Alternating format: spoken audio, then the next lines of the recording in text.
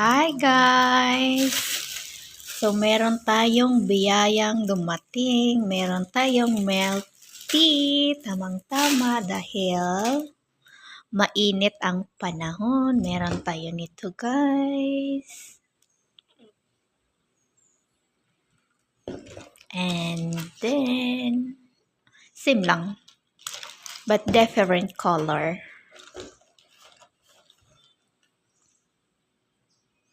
Tea time! Mag-milk tea na din kayo. So, minsan lang to guys. Oy, so, inom-inom tayo. Inumin natin to lahat. Kasi, dalawa.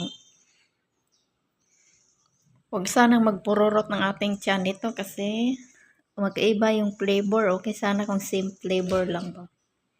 So, thank you sa milk tea. Ang paborito ni Cardapia.